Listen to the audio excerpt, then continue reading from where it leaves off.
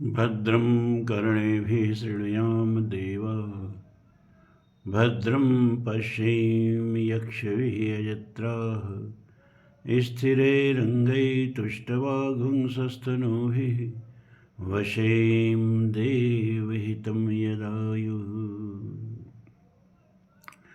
स्वस्ति नः इन्द्रो वृद्धश्रवाः स्वस्ति नः पूषा विश्ववेदाः स्वस्ति नस्तार्क्ष्यो अरिष्टनेमिः स्वस्ति नः बृहस्पतिर्दधातु। ॐ विश्वानि देवशवितुर्दुरतानि पराशुव यद्भद्रं तन्नः ॐ शांति शांति शांति। धर्म प्राण सत्संग प्रेमी सज्जनों,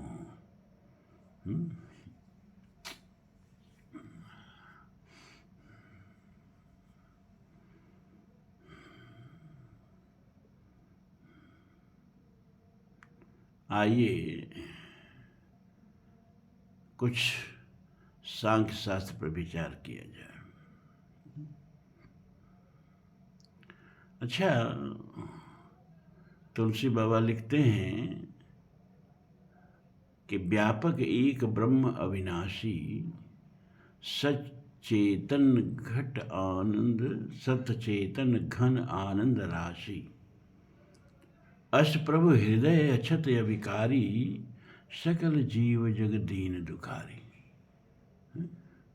जब आनंद सिंध परमात्मा हमारे भीतर है तो हम क्यों दीन हैं, क्यों दुखी हैं? एक प्रश्न उठता है। तो इसमें दर्शन शास्त्र में एक शब्द आता है प्रतिबंध। प्रतिबंध। एक बार भक्तों के बीच में एक महात्मा ने एक भक्त से कहा कि वो लोहे की डिबिया में पारस पत्थर है, जरा ले आओ तो उस डिबिया को। तो लोगों को बड़ा आश्चर्य हुआ कि पारस पत्थर लोहे की डिबिया में कैसे होगा भाई, वो लोहे की डिबिया सोने की हो जानी चाहिए है? लेकिन एक भक्त ने पूछा भी कि भगवान इस हम लोगों की कौतूहल का समाधान कीजिए कि लोहे की डिबिया में पारस पत्थर रखेंगे, या तो पारस पत्थर नहीं होगा या तो डिबिया सोने की हो गई होगी। उन्होंने कहा कि अभी मंगा रहा हूँ तो आप लोग देख लीजिए, डिबिया लोहे की ही है और उसमें पारस पत्थर ही है। एक शिष्य गया, डिबिया ले आया और भक्तों के बीच में उस महात्मा ने डिबिया खोली और उसमें एक लाल कपड़े में पारस पत्थर जो है लपेट करके रखा गया था। उन्होंने कहा देखो, लोहे की डिबिया भी है, इसमें पारस पत्थर भी है, लेकिन पारस पत्थर का संपर्क लोहे की डिबिया से नहीं है। क्यों? क्योंकि बीच में ये जो कपड़ा आप देख रहे हैं ना, ये प्रतिबंधक है। बात समझिए, प्रतिबंधक है। इसी तरह से परमात्मा आनंद सिंधु घन राशि हमारे भीतर है। आनंद की वर्षा करने वाले आनंद का समुद्र हमारे भीतर लहरा रहा है? लेकिन सकल जीव जगदीन दुखारी, उस आनंद की अनुभूति कहीं जीवन हमें हो नहीं रही है। क्यों? क्योंकि इस परमात्मा के और हमारे बीच में अविद्या जो है, मोह जो है, काम क्रोध लोभ मद मत्सर, ये जो खड़ विकार हैं, ये सब प्रतिबंधक है। अज्ञानेन आवृतम ज्ञानम तेन मोहयन्ति जंतवः। गीता में भगवान कहते हैं 3रे अध्याय में कि अज्ञान जो है, अविद्या जो है, वो ज्ञान रूपी ईश्वर को आच्छादित किए हुए है। इसीलिए हमको परमात्मा का अपने भीतर उपस्थिति का बोध ही नहीं होता है। इसको शास्त्रों में और विधि समझाया गया है प्रतिबंधक को, कि एक आदमी विद्यालय में गया अपने बच्चे से मिलने, तो सारे बच्चे जो हैं अपना शोर करके पढ़ रहे थे। पहले हम लोग पढ़ते थे ना, तो जोर जोर से पढ़ाया जाता था, पहाड़ा भी जोर से रटाया जाता था। और वेद विद्यालय में आप जाएंगे तो बच्चों को वेद मंत्रों का जोर जोर से उच्चारण करने के लिए कहा जाता है। तो सब बच्चे शोर कर रहे थे, उसमें उसके बच्चे की भी आवाज़ थी, लेकिन वो अपने बच्चे की आवाज़ सुन नहीं पा रहा था। क्यों? क्योंकि और बच्चों की आने वाली आवाज़ें प्रतिबंधक थीं, वे बाधा पहुंचा रही थी उसके बच्चे की इस आवाज़ को सुनने में। इसी तरह से हमारे यहाँ अविद्या जो है जीव और ब्रह्म के बीच में प्रतिबंधक है, और जीव को ब्रह्मानुभूति नहीं होने देती है। अच्छा, ये ब्रह्म क्या है, ईश्वर क्या है, जीव क्या है? तो देखो, परमात्मा की जो शक्ति है उसी को माया कहते हैं।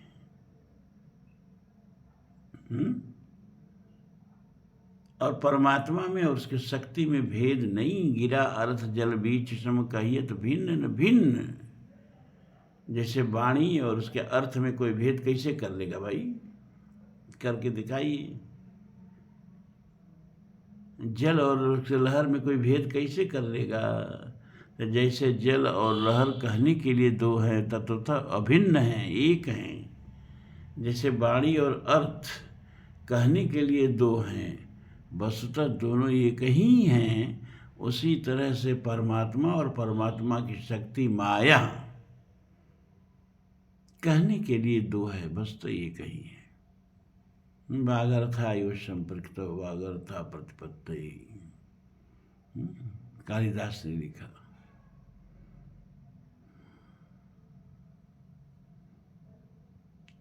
तो वह माया जो है प्रभु की,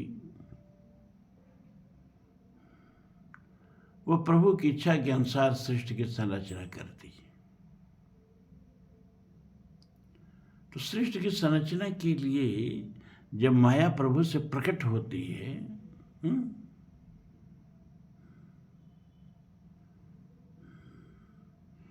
जैसे नीर और क्षीर आपस में मिले होते हैं, लेकिन जब क्षीर को गर्म किया जाए तो उसमें नीर निकल के अलग हो जाता है, वाष्प बन के अलग हो जाता है। आप चाहें तो उसको संघनन के माध्यम से उस अलग हुए जल को एकत्रित कर सकते हैं। दूध में से जो जल निकलता है, दूध खोआ हो जाता है। उसी तरह से परमात्मा को जब सृष्टि की रचना की इच्छा हुई, तदेच्छत एको हम न रोचैते, उसने इच्छा किया, अकेले अच्छा नहीं लग रहा है, बहुत श्याम प्रजाई, चलो अनेक हो जाते हैं। तब उसका अनेक होने के लिए उसको तप करना पड़ा। परमात्मा को सारे शास्त्र कहते हैं, वेद भी कहता है। और उस तप के माध्यम से अपने भीतर से माया को उसी तरह से अलग करता है जैसे दूध गर्म होने पर अपने भीतर से जल को अलग कर देता है। अब माया अलग हो गई, लेकिन माया तो जड़ है, अपनी उसकी कोई चेष्टा नहीं है। आज भी सृष्टि की संरचना उसी आधार पर चलती है। उस पर ज्यादा यहाँ व्याख्या नहीं करूंगा।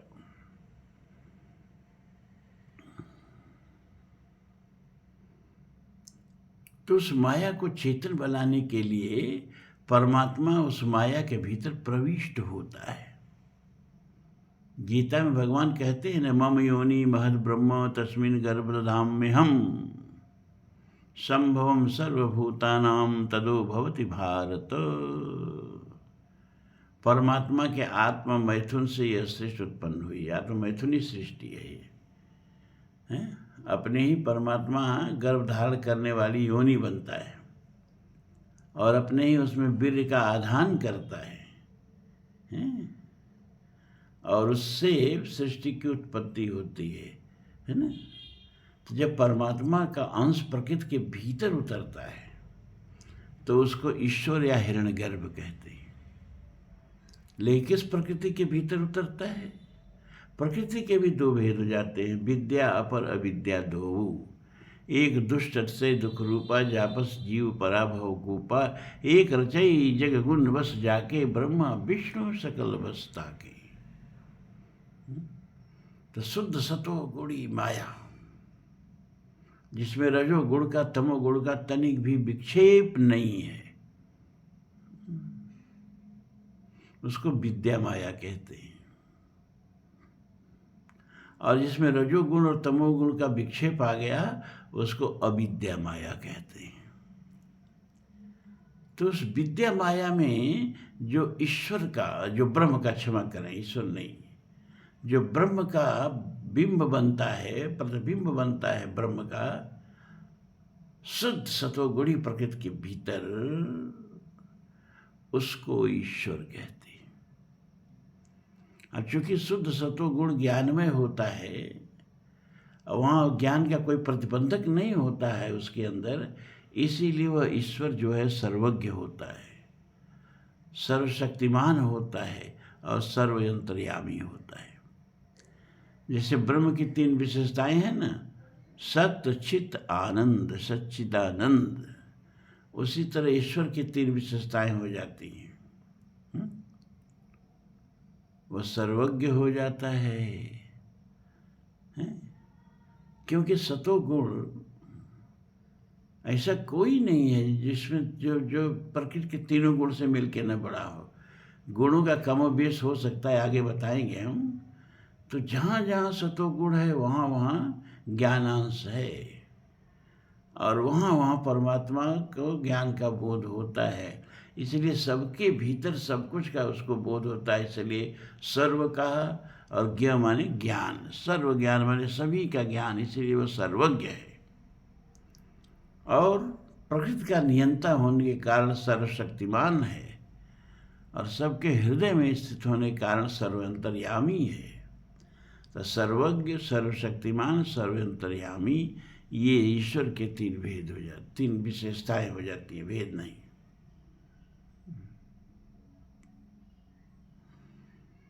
और जो अविद्या माया है,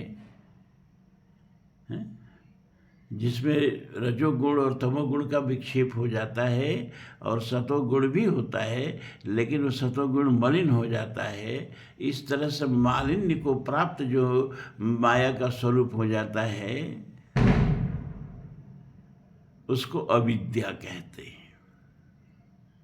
और अविद्या में भी जो ब्रह्म का प्रतिबिंब बनता है, उसको भेद से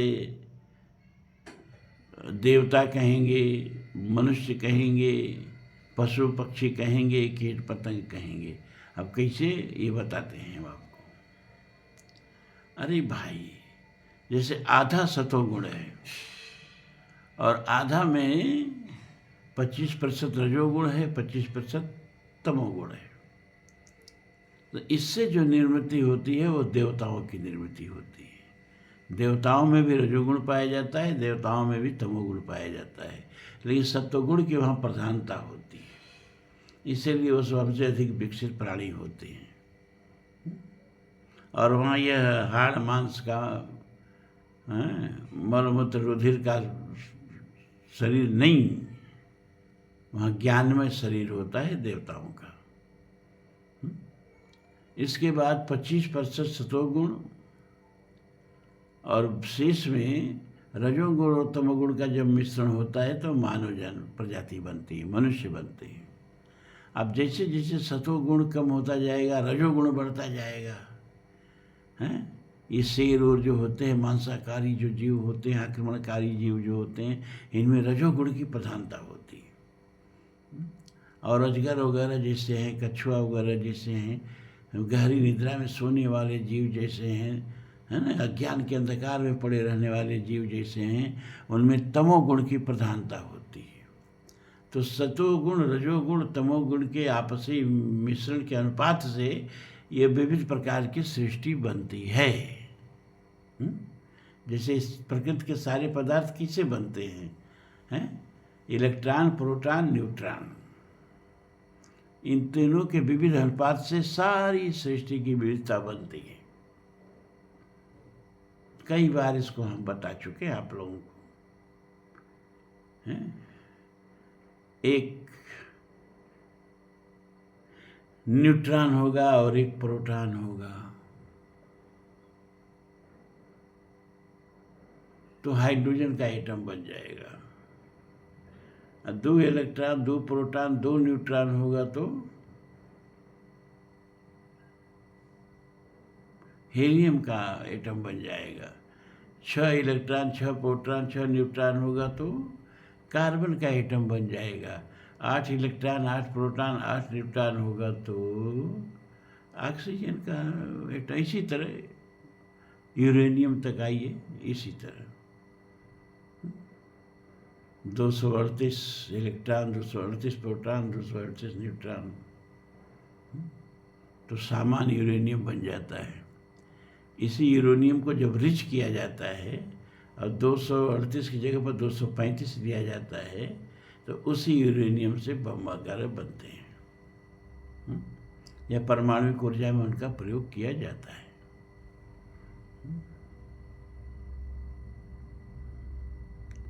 हाइड्रोजन वाला सिस्टम में थोड़ा गलत बता दिए हम।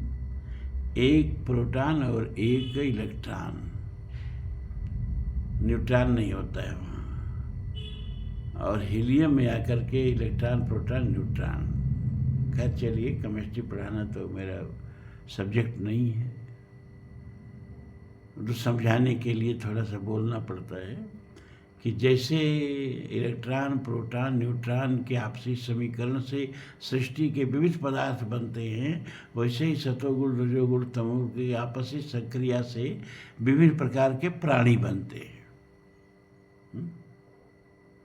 तो अब समझ में आ गया कि ब्रह्म कौन है, ईश्वर कौन है, और देवता कौन है, और मनुष्य कौन है, और पशु पक्षी कौन है, कैसे बनते हैं, ये सब गुणों के आपसी संक्रिया से कैसे बनते हैं, ये मैंने बताने की कोशिश आपको की है।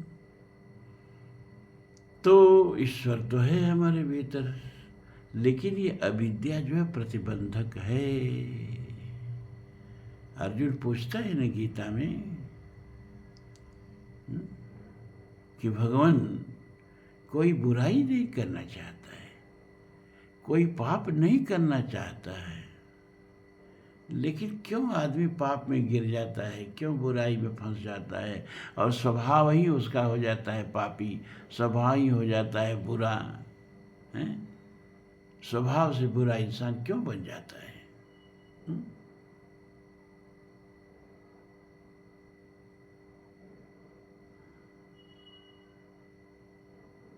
ये गीता के 3रे अध्याय का अंतिम में ये सब श्लोक आते हैं। अथकेन प्रयुक्तोयम पापम चरति पुरुष अनिच्छन्नपि वार्ष्णेय बलादिव नियोजितः। हे भगवान, किसके द्वारा जोता जाते हुए, किसके द्वारा बलात् प्रेरित किए जाते हुए जीव जो है वो बुरे कर्मों में फंस जाता है।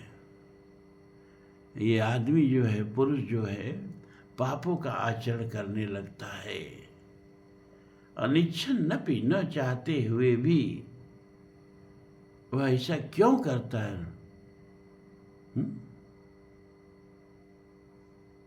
बलादिव नियोजित, जैसे पशु को बलाद जुआ में जोत करके हल चला लिया जाता है, कोल्हू में जोत दिया जाता है, वैसे वो कौन है जो मनुष्य को पाप में जोत देता है? तो भगवान क्या उत्तर देते हैं? कामेश, क्रोधेश, रजोगुण समुद्भव, महाशनो महापापमा विद्येनमिह बैरिणम्।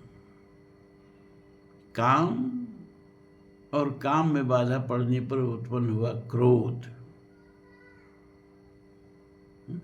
काम से ही क्रोध उत्पन्न होता है। हृदय में जब कामना किसी चीज की जगती है तो उसको हम प्राप्त करना चाहते हैं, और उसके प्राप्ति में जो कुछ भी बाधक बनता है उसके प्रति हमारे अंदर क्रोध आता है। और क्रोध जब आता है तो क्रोध पाप कर्मूल, फिर तो आदमी कुछ भी पाप करने के लिए उद्यत हो जाता है।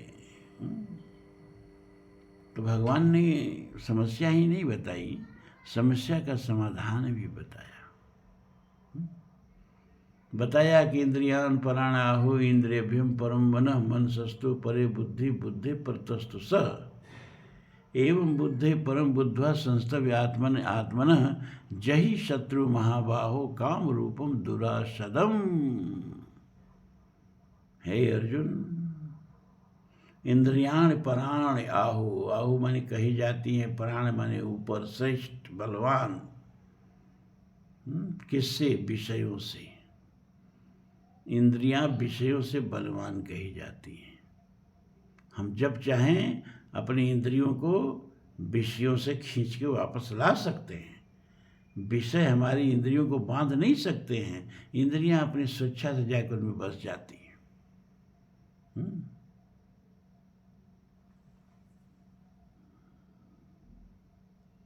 मरकट मूठ छाड़ नहीं दीनों घर घर परत फिरो। वही हालत है, अपने से इंद्रियां फंस जाती हैं।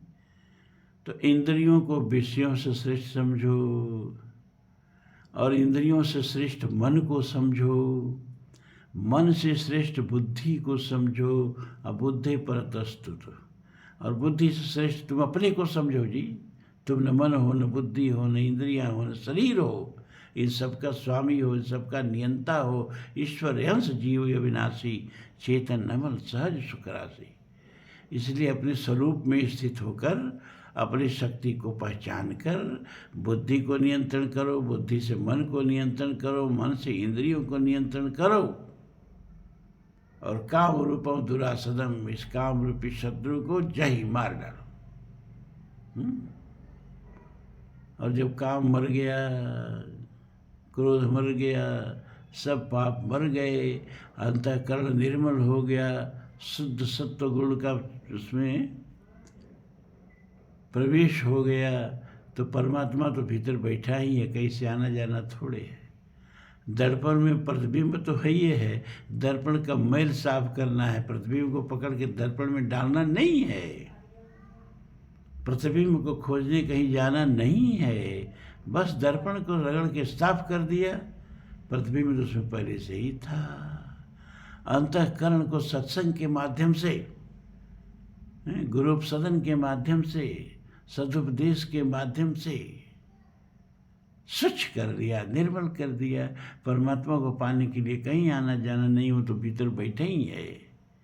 बस ये काम क्रोध मद मोह लोभ का चीकट पड़ गया है, इसलिए परमात्मा होके भी नहीं दिखता है, उसकी अनुभूति नहीं होती है। यही दुर्गुण जो हैं परमात्मा की अनुभूति में प्रतिबंधक हैं। इन प्रतिबंधकों को हटाना ही सत्संग का, साधना का, सबका उद्देश्य है। अब आज इतना ही, आज स्वस्थ व्यत नहीं है। ओम पूर्णमदः पूर्णमिदं पूर्णात् पूर्णमुदच्यते पूर्णस्य पूर्णमादाय पूर्णमेवावशिष्यते। सर्वे भवन्तु सुखिनः, सर्वे सन्तु निरामयाः, सर्वे भद्राणि पश्यन्तु, मा कश्चित् दुःखभाग् भवेत्। असतो मा सद्गमय, तमसो मा ज्योतिर्गमय, मृत्योर्मा अमृतं गमय।